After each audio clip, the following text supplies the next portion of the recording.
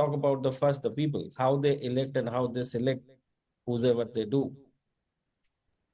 More than 80% who vote, their livelihood largely, indirectly or directly depend on the government of the day.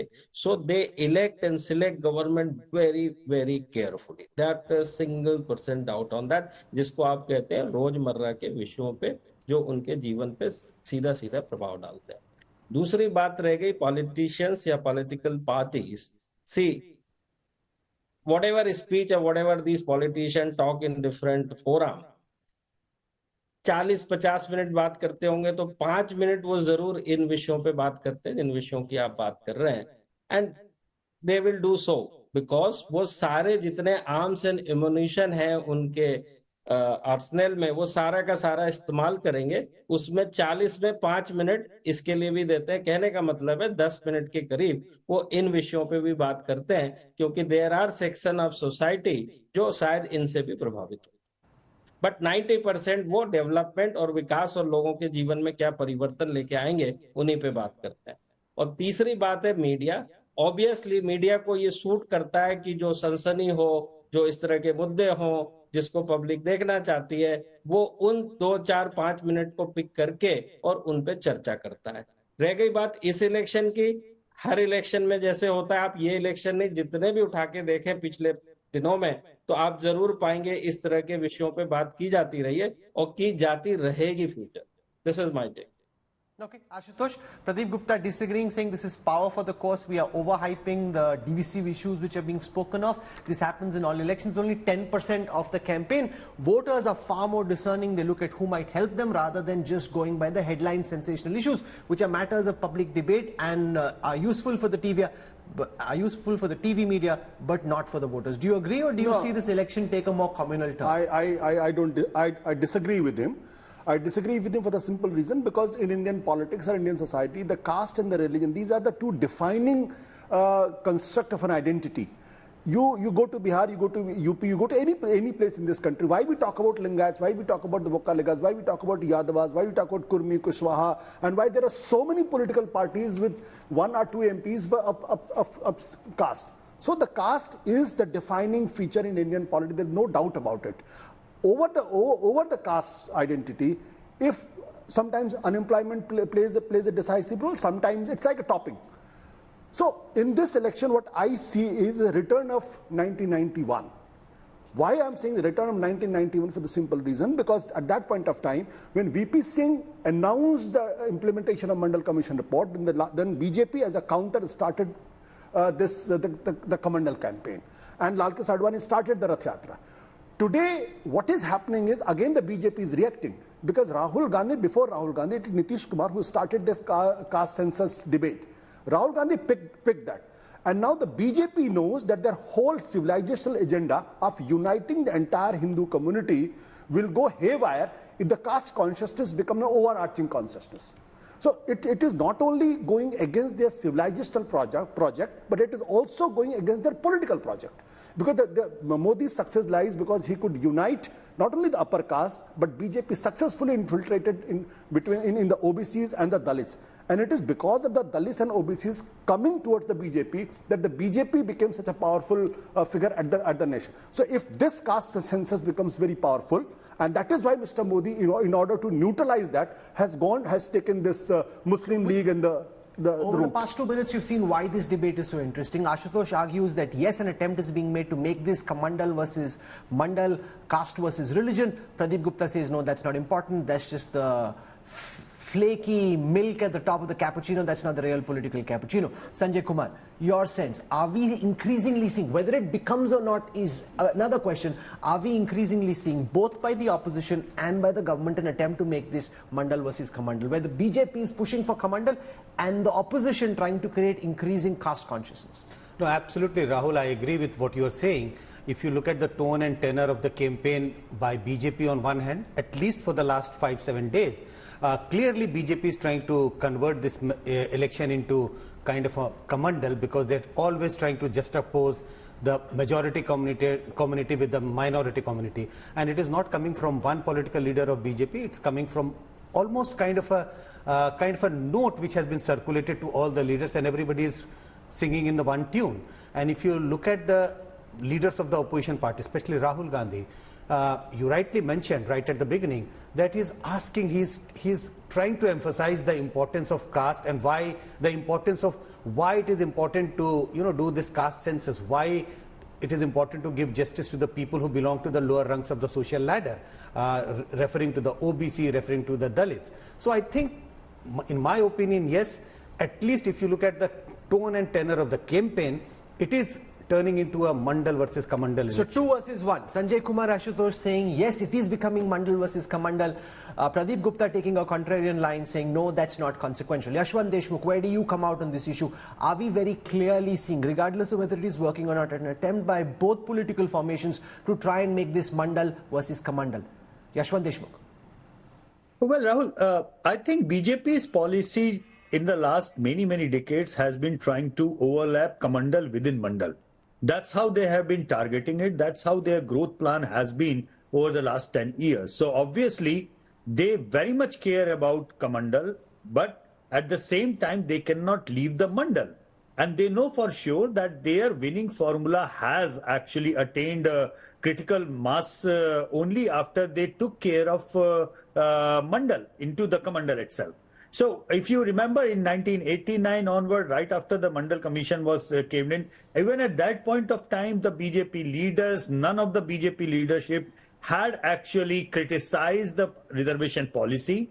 The RSS people have never criticized it in that way. They have said that, it will be ideal and dream scenario of when we reach a situation where there is no reservation is required. You remember during the Bihar election, the RSF chief said something and that was taken out of proportion and BJP had to pay a bloody price for that, miscommunication. So I think as far as the RSS or the BJP is concerned, they are pretty clear about the affirmative action. There is no way they can not take into the caste thing into their consideration. And this thing is a permanent part of Indian politics. Yes, they are trying to give a larger narrative for sure that there is a developmental politics, there is a larger umbrella where, everybody is equal. But let's face the fact, you cannot take the caste equation out of the Indian context, at least in politics or in the social fabric. Okay, so Yashwant Deshmukh shaping the debate differently, saying it is Kamandal with Mandal in brackets for the BJP, and that's how they're trying to take both caste and religion together and create a formidable combination. So we've heard from the pundits. I want to go across to the politicians. I'll start with Guru Prakash Paswan, because in the manner in which this campaign started, it seems the BJP top leadership started getting some feedback from their own supporters that the campaign was a little thanda, that it lacked that spark, the fizz, the energy, which is why the Prime Minister went all out with this hyper-aggressive blitzkrieg in an attempt to charge the base. And from what we can see, while the final voting percentages aren't out yet, from what we can see from the morning, there seems to have been heightened voter enthusiasm relative to the first phase. So do you think this strategy is working for you from the BJP's perspective? And given that the Prime Minister lays so much emphasis on trying to position himself in India as a Vishwa Guru, he's going out meeting Arab sheikhs, do you think while this may be beneficial in the campaign, it could potentially mar his longer-term reputation? How do you respond to that? Guru Prakash Paswan. No, Rahul, I think it's a very interesting discussion, and the way you have articulated how this election has transformed into a Mandal versus Kamandal. For us, for the Bharatiya Janata Party, it's about Sabka Saath, Sabka Vikas, Sabka Vishwas. When you speak of Kamandal, what we see is a moment of civilizational renaissance. This year's Ram Navami, I think it's after 500 years that the Ram Navami was celebrated at such a grand scale at the original place of the birthplace of Ramlala. So I think it's a moment of renaissance for Hindus, not only in India, but across the globe, across the world. Second, when you speak of Mandal, again, we speak of Sabka Saath, Sabka Vikas, Sabka Vishwas, and Sabka Prayas. For the first time, Rahul, we can see a woman from Adivasi community at the highest constitutional office in the country. A man from humble background, from the extremely backward caste, is one of the most powerful prime minister in the history of our country. Narendra Modi is an EBC. Prime President Draupadi Murmu is a scheduled tribe. So we walk the talk, unlike the Congress party. be it giving constitutional status to the National Commission of Backward Classes with historical representation. No, but some of those are rhetorical OBCs. points, Guru Prakash Pasan. I want to draw you to the current debate. The Prime Minister himself talking about Hindus, Muslims, he had conveyed the impression that he's risen above this, that he is playing for history, he's looking at his legacy. The moment he brings himself down to this communal mud pit, where he's flinging the same kind of mud that a lot of other junior leaders in the BJP may have, but the Prime Minister, while he was governing, was trying to oppose. So it seems his idea is, my governance is secular, but campaigning needs to be partly communal. No, I think, Rahul, it could be your personal view, but what Prime Minister said... I'm just asking a question, I'm not giving you my view.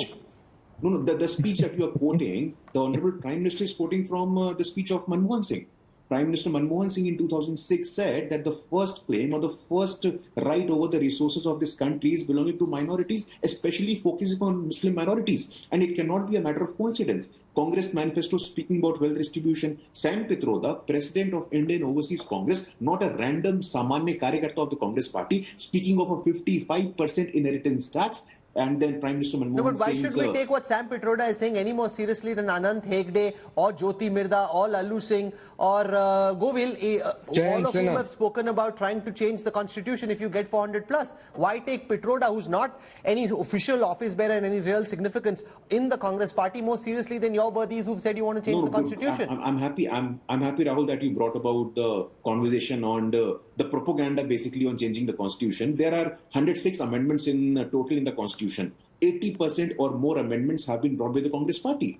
Now you give me an answer. The constitution has been amended. The 42nd Constitutional Amendment Act, the mini constitution, was brought by the Congress party. The only time we saw an emergency was during the Congress party. So I think this rhetoric, this propaganda of changing the constitution must be destroyed for once and all. It is the Congress party that insulted Baba Saheb Ambedkar. It is the Congress party that insulted Sitaram Kesri. It is the Congress party that insulted Babu Jagjeevan Ram. So I think we don't need a certificate when it comes to caste. We don't need a certificate when it comes to social justice and representation, Rahul. Mohan Kumar Manglam, it seems quite clear that Rahul Gandhi and his advisors have decided that the only way to break out of the BJP's hold over the Hindu vote bank is to split the Hindu voters along their caste identity, which is why Rahul Gandhi seems to be going against the core convictions of his father, his great-grandfather, all of whom opposed reservation, opposed a caste census. You've got a caste census which your government in Karnataka has completed. You don't make those results public because you realize that if you're in government, having to deal with the consequences can be disastrous.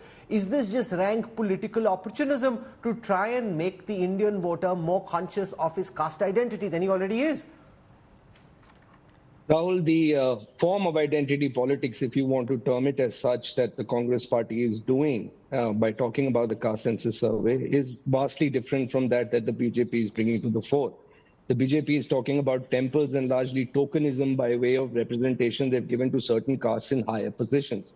What we are talking about is doing a solid caste census survey so we can provide adequate representation to backward caste, to social scheduled caste, scheduled tribes in positions where they are lacking right now in representation. No, but Rahul Gandhi isn't seen as a caste leader, unlike a Lalu or a Mulayam. For him, caste is not a lived reality. It's something that he's now trying to jump onto the bandwagon of to try and benefit politically. He hardly comes across as an authentic caste leader. That's Lalu, Mulayam, some of the others, but not Rahul Gandhi. Rahul, whether it is Mr. Mulayam Singh or whether it was Mr. Lalu Singh or any other particular caste leader that belongs to a particular caste and then fought for the upliftment of that caste is very separate than someone who's saying that I want to do a bipartisan, an objective survey of all castes in the country. And by saying what you're saying, Rahul, if I were to draw an analogy, and I'm not comparing Mr. Rahul Gandhi to Mahatma Gandhi, but this was the vast difference between the purview, or rather the way that Mahatma Gandhi thought about caste upliftment and how B.R. Ambedkar thought about it. Mr. Mahatma Gandhi said that we want a Harijan Sevak Sangh where all castes would work for the upliftment of social castes and scheduled tribes. It wasn't adversarial. He didn't belong to any of the castes that he was talking about uplifting. Okay. So you don't have this is to the first be time I'm hearing Rahul belonging to a Gandhi particular being caste. compared with Mahatma Gandhi, but that's the first. But okay, fair enough. You made that point. Rahul, I said very clearly that I'm not comparing the two. Okay, so in the I'm second just part of this comparing conversation, I now want to pivot to whether Rahul Gandhi comes across as a genuinely authentic caste leader, Ashutosh, because Lalu Yadav, Mulayam Singh were leaders who'd grown in a certain socio-economic environment. For them, caste was a lived reality.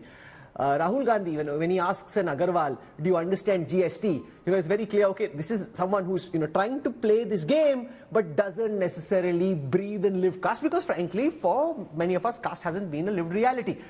Does he come across as genuine in his effort? Do you think it's working? Or does it look very upar ka just to try and benefit from this politically? See, it is not necessarily that Rahul Gandhi should look genuine or should not look genuine. You think he doesn't need to look genuine? I know. I'm not getting into that argument, because I go back in history and I see who started this whole Mandal movement. It was done by Vishwanath Pratap Singh.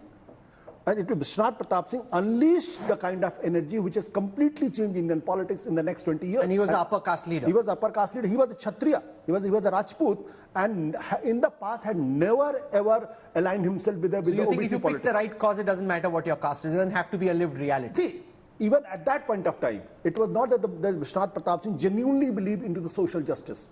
It was a political compulsion that he had to unleash that energy. Rahul Gandhi today is again facing the same crisis, because Congress is going through an existential crisis, and Rahul Gandhi and the Congress is looking for a social base.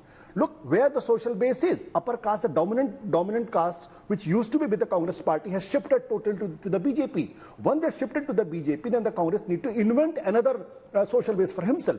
And what is that base? OBC, 50% population. And if you get this, if we get a slice of that 50% population, then the Congress can be a very, very dominant force at the center. That's why he's doing it. Ashutosh has a very important point, which is that to be a caste leader, you don't necessarily need to come from that particular caste. He cites the example of Vishwanath Pratap Singh, who was a upper caste leader and yet became a champion of the downtrodden by channelizing caste identity and energy. Is Rahul Gandhi coming across as genuine and authentic when he plays the caste card, or do you, like Ashutosh, think it doesn't really matter?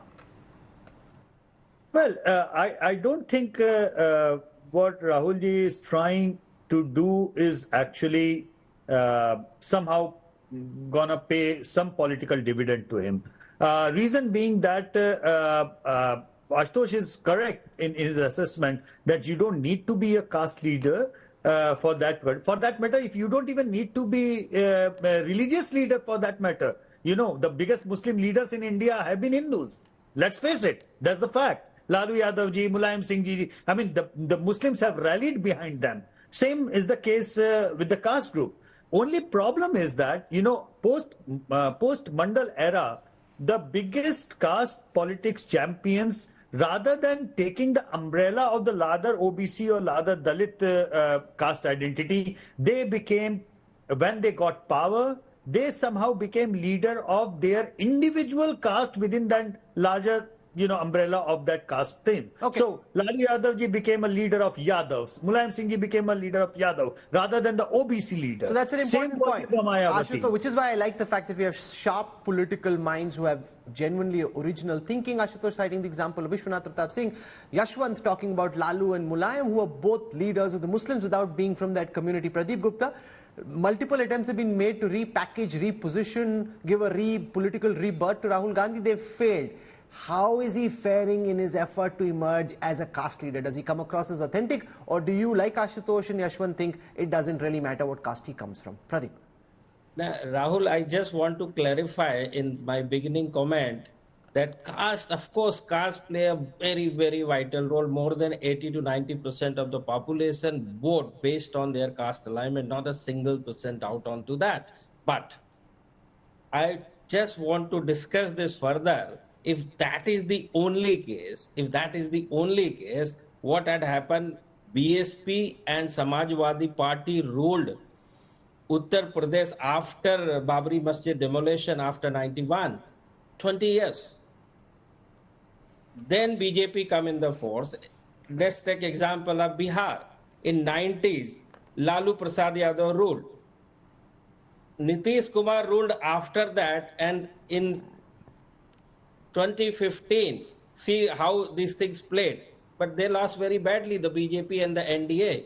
the Gadbandhan, Lalu Mulayam No, so what's the point that you're making? To my specific question, I am what's your trying point? to make is not the cost. It's not the cost. Cost will always go with their alignment. Not a single percent doubt onto that. But मैं जो point बोल रहा हूँ कि ये जो politician जो आप कह रहे हैं रैली में ये बोल रहे हैं वो बोल रहे हैं उनकी वजह से उनका voting preference or selecting or electing the leader of the party is definitely not going to change.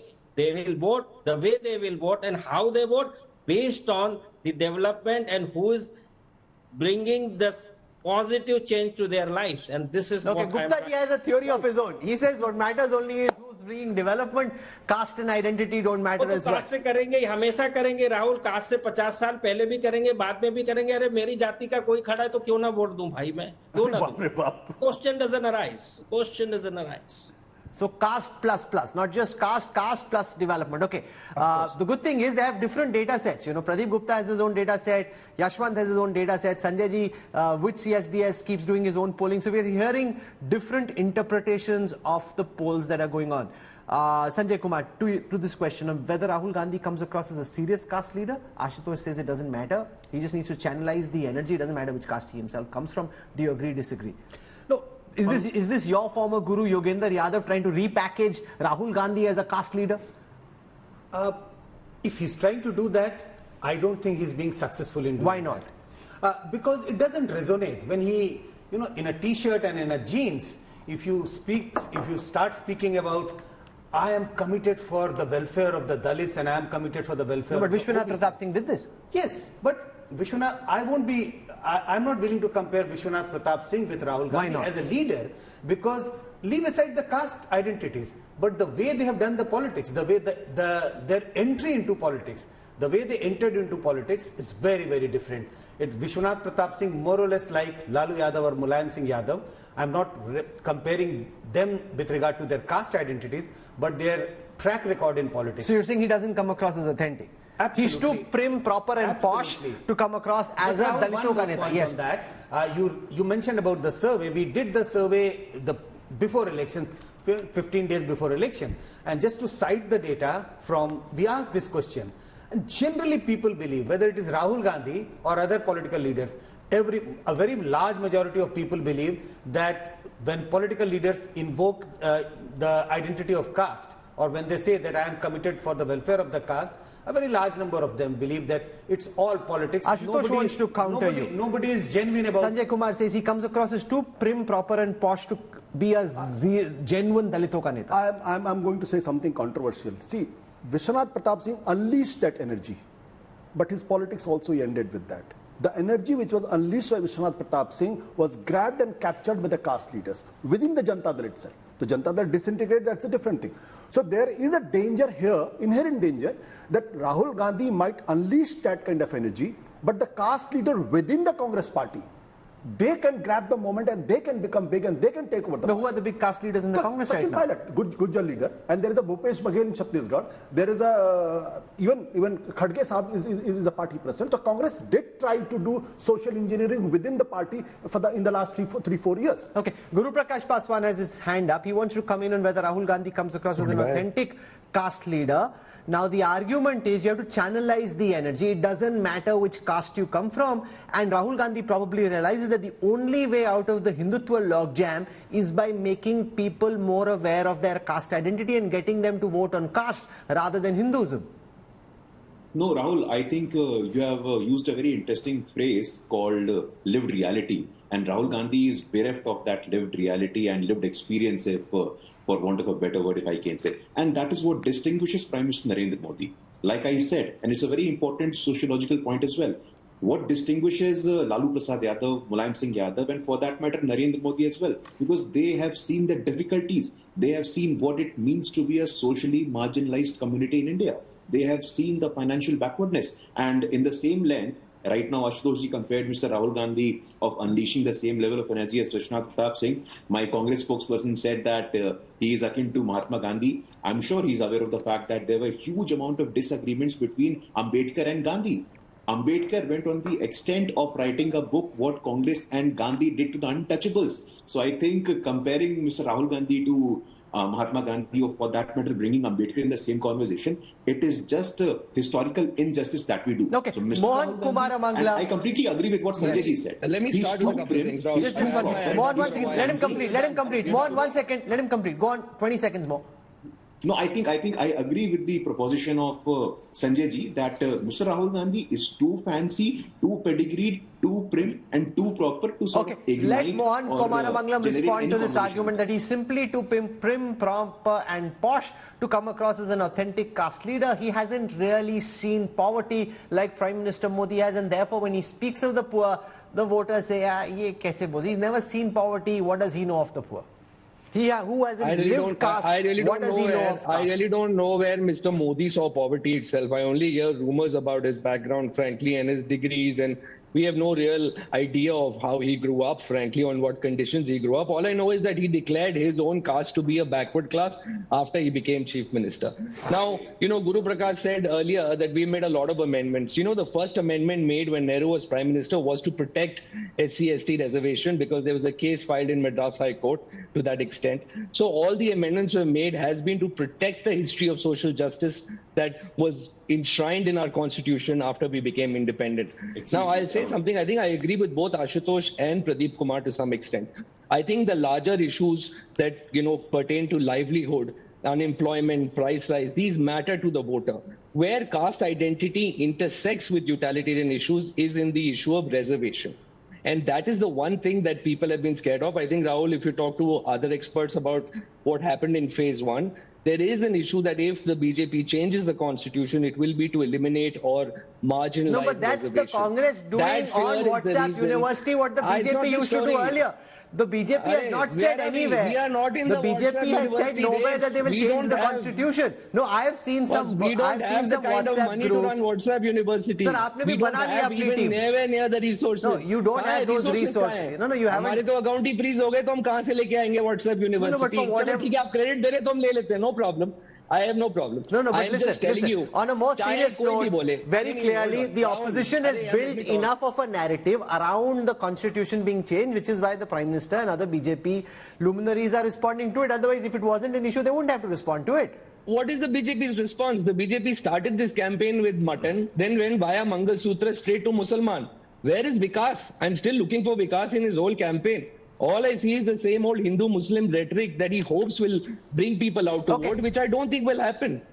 In the last part of this conversation, I now want to focus on whether the Prime Minister's hyper-aggressive pitch over the past week has actually worked in enthusing the BJP cadre and bringing them out to vote in phase 2. Is phase 2 likely to be different? Because has the BJP been able to ensure that their own voters who are conveying the sense that the election is a little lackluster, thanda hai, have they now been energized? Sanjay Kumar, I'll start with you. Do you think the campaign that we've seen in the past 7 days, no matter what the morality of it, do you think it's working from the BJP's perspective? At least from whatever data which we are getting from the ground up till now, the long queues which you can see in, say, cities like Noida or Ghaziabad and many other parts of the country, I do get a sense that whatever campaign has been done by Prime Minister Modi and other BJP leader, that's making an impact on the ground, that has been able to enthuse the party workers, especially the BJP workers, and we see the result that maybe this second round of election, second phase of election will witness a higher turnout. In states like Rajasthan,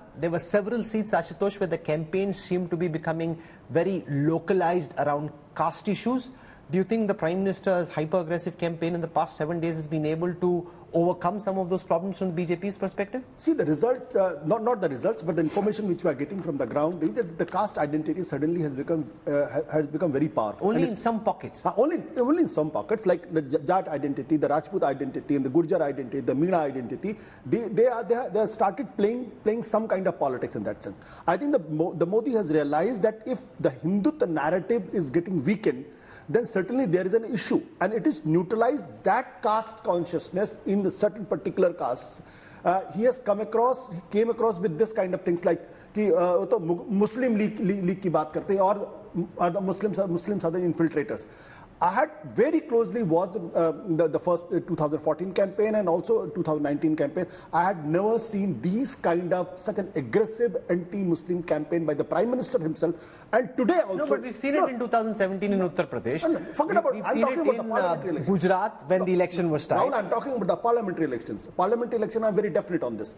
Today, if you look at the second phase of the polling, the JP Nadda is coming and making a huge statement, almost a minute statement, especially on the Muslim appeasement. Then Amit Shah coming out and talking about the Sharia law. Yogi Adityanath, the Congress comes into the picture, then they will bring the Sharia law. Now, from where suddenly the Sharia law is coming? Let Guru Prakash Paswan respond to this, because when you say Mangal Sutras will be taken back and given to Ghuspaitias, the Congress hasn't said this. Even when your party says that the Congress intends to bring Sharia law, it's almost as if you're building a post-fact reality where this is, no one said it, it's unlikely to happen, yet because it's politically expedient to you, you go out and say this.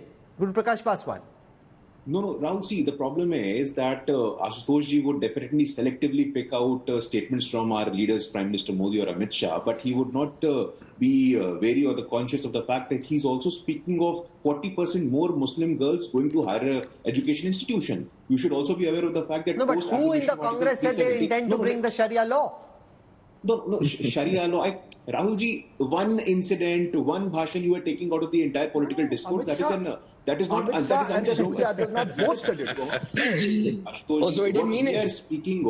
What we are speaking of is Sabka Saath, Sabka Vikas, Sabka Vishwas. For us, this election is beyond caste and beyond community. It is not a matter of politics for us. For us, when if you listen to Guru Prakash Paswan, you would agree that this is what they're saying. But if you listen to some of the comments which are being made, it's quite clear, because this is not being said in some WhatsApp group. It's being said on camera and in public. I think you should say Guru Prakash Paswan to go be Mr. No, one Modi's second. Mohan Kumar Manglam, you're being unfair. Let him complete. I'll come to you. Let's do this nicely. No, Rahul ji. Two very basic points. When it comes to triple talaq, who abolished triple talaq? It was the Bharatiya Janata Party. We very well remember, you speaking of Sharia law, in 1985, Shah Bano, what was her fault? Shah Bano was a divorced Muslim woman, and the Supreme Court gave a very progressive judgment of giving maintenance to that woman. The Rajiv Gandhi government, is it not like Sharia? Is it not... okay, so Sanjay Kumar says, Mohan Kumar Manglam, that what the BJP and the Prime Minister are doing is working. Regardless of the political morality of the attempt, the fact is all is fair in love and war. In an election, they want to come to power. If they come to power, you can keep your morality to you. Mohan Kumar Manglam. Rahul, I thought they were already coming to power. It was a matter of how many seats, no? 400 par. Even you think so? Even that's gone away. No, I'm saying that's what they were saying, na. वो तो कह ही रहे हैं ना. तो भैया, what is the need for dividing society? If you're so clear that you're coming to power on your development rhetoric or on your other rhetoric, it's been so long since I've heard Sabka Saath, Sabka Vikas. I think Guru Prakash Paswan should go be Mr. Modi's speechwriter. Maybe we can hear all these lovely lines after a while. I haven't heard him from Mr. Modi's mouth for a long, long time now. If you're winning so comfortably, money from Guru Prakash Paswan, why do you need to say these kind of comments? No, I think, see, Rahul, we are very categorical about it. 1.4 billion people of India, everyone, regardless of caste, community, gender, and only yesterday, Dilip Sardesai, a Goa Forward Party leader, in presence of the India Alliance, they said Uttar Pradesh और बिहार के लोगों में बुद्धि कम होती है. Every day, every single day, you see lines being drawn on the basis of caste, on the basis of religion, on the basis of region, on the basis of language. No, what is this? This is beyond our comprehension. Every single day, divisive political agenda and propaganda by the Congress Party. Now, Pradeep Gupta, do you buy this? No, listen, I need to cut my time off, Rahul. Okay, very quickly. Mohan Kumar Manglam, 20 seconds. Rahul, very quickly. Rahul, I'm tired of these lies that keeps coming out of the BJP. They didn't abolish triple talaq. The Supreme Court did. They actually criminalized triple talaq, which everyone objected to. Okay, and then they keep going on and about what Dr. Manmohan Singh said when he was Prime Minister, that minorities at first, right? Let him speak. Let me speak. They keep going on and on about the fact that Dr. Manmohan Singh said that minorities have the first right on resources, even though the entire speech was in the context of SC, ST, OBCs and minorities. And it was a controversy raised by them, and the Prime Minister's office clarified the very next day. Let me hear this Prime Minister clarify that he really means Sabka Saath, Sabka Vikas. Yashwant Deshmukh, this harping back to those two speeches by Dr. Manmohan Singh, He's retired now from active political life, but those speeches have become front and center of the BJP's campaign. Do you think the BJP is pushing this aggressively enough for this to work? Because, one is Manmohan Singh said it, but he said it so long back. Is it still consequential, or do you think just with the conviction with which it is being said, it's serving BJP's purpose? यार बहुत दिक्कत यह है कि कुछ बोले नहीं तो आशुतोष बोलेंगे चुनाव बहुत ठंडा चल रहा है। मैं क्या कह रहा हूं भाई? I think he said something. See, Manmohan Singh, whenever Mr. Modi refers to Manmohan Singh, that means BJP is in crisis. In Gujarat election 2017, remember Manmohan Singh name was. That's what I'm saying. But the BJP won in the end. But that's what I'm saying. That means there is something wrong with this Lok Sabha election. BJP is not very confident. That's why Manmohan Singh is invented. Do you buy this? That some of what we are seeing, Ashutosh argues, is a betrayal of some underlying anxiety. Otherwise, if it was just all bum, they wouldn't need to do this. That they were winning comfortably on a pro-development agenda, the Prime Minister wouldn't need to get his hands dirty in this fashion. Rahul, I always say saying and doing. कथनी and करनी, ये सब बोलते रहेंगे, सब बोलेंगे, लेकिन होगा वही जो करने से होगा, कहने से कुछ नहीं होगा। वो सब कहते हैं, उनके अपने अपने पर्पस हैं, अपने अपने एजेंडा है, वो कहते रहेंगे। Speaking in riddles. What are you saying? Clearly बोलो। You are speaking in riddles. मैं बोल रहा हूँ। I will always say that मैं इलेक्शन के आउटकम के बारे में, जो भी आउटकम हो, बट आउटकम कहने से नहीं, करने से होगा। बस all I am saying is that नेताओं का काम है कहना, वो तो कहेंगे, बट मोस्ट इंपोर्टेंट जनता जो देखती है, all that they say doesn't matter. That it doesn't matter. This is just to keep Ashutosh, Sanjay Kumar, and Yashwant Deshmukh in business. So it looks like we had a smart cerebral debate. या political rallies जो होती है वो largely जो होती है, अपना जो कैडर होता है, जमीन के ऊपर कार्यकर्ता होते हैं, उनको मोबिलाइज करने के लिए, उनका उत्साह बढ़ाने के लिए, ताकि वो वोटरों को घर से निकाल के लेके आए और वोट करें जो भी पार्टी के फेवर में जो भी है। उसका सबसे बड़ा पर्पस जो होता है। No, so do you think it served that purpose? That was my question. The Prime Minister's campaign in the past 7 days, do you think it's enthused the BJP's cadre that seemed a bit thanda in the first phase? नहीं, I am saying, मैंने जो शुरू में कहा, 4 से 5 minute वो ये बात करते हैं, 40 मिनट दूसरी बात भी करते हैं, उसको आप वो माइंड कर रहे हैं, और जो 5 मिनट की, अरे आप सवाल का जवाब तो दे नहीं रहे हो। Has the Prime Minister's campaign in the past 7 days energized the BJP's cadre and their supporters and made them more enthusiastic than they were in phase 1? Straight question.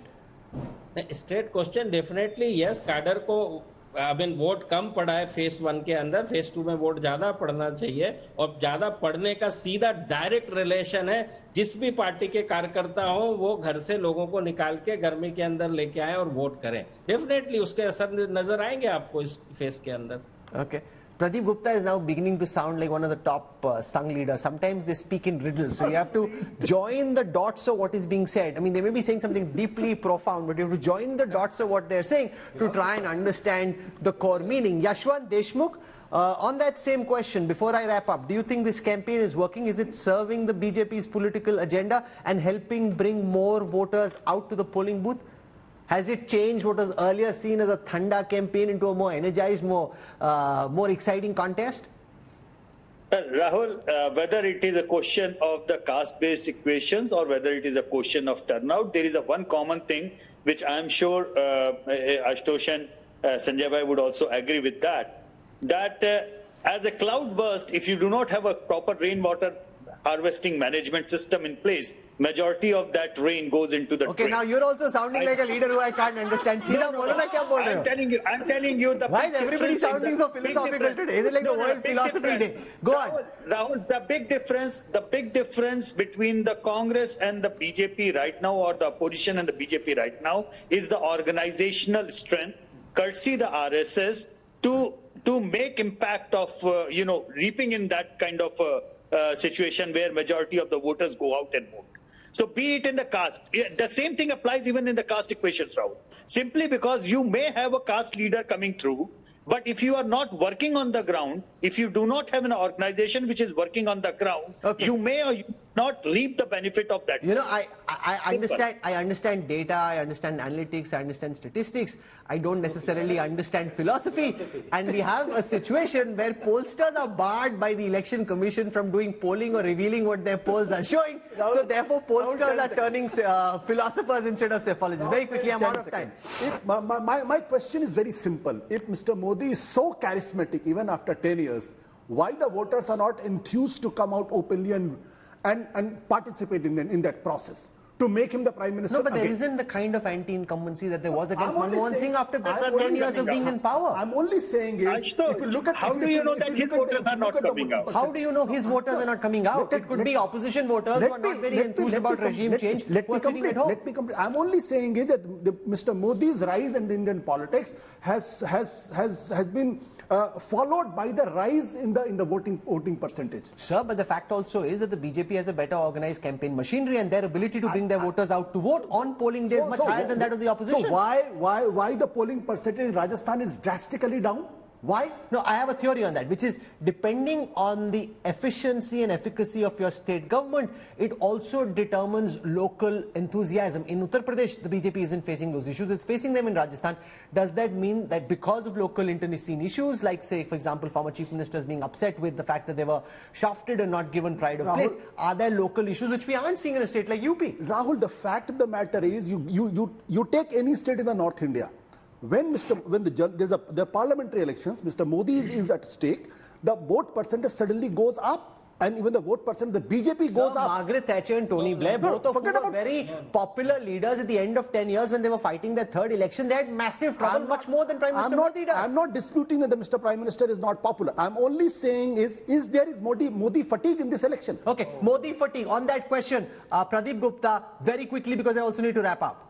I totally disagree with Ashutosh ji. The facts are in front of you. Depend on the weather conditions. If you take Uttar Pradesh, the voting percentage is far more larger than in assembly election than the Lok Sabha election. You take any state for that matter. Take Madhya Pradesh. You are talking about. No, but why would you compare apples and oranges? You'll compare Lok Sabha this time with Lok Sabha last time. You can't compare assembly election which happened in December. Rahul, Mr. Modi is there. There is a big voter turnout.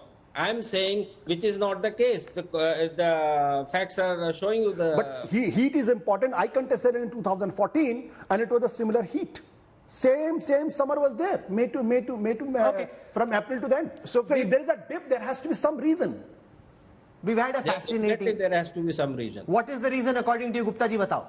First and foremost is the heat. No. Second is the summer vacation during this time. No. So most of the people goes out of vacation. So these are the two. Can I just show on our screen data compiled by the India Today Data Intelligence Unit? This is from phase 1.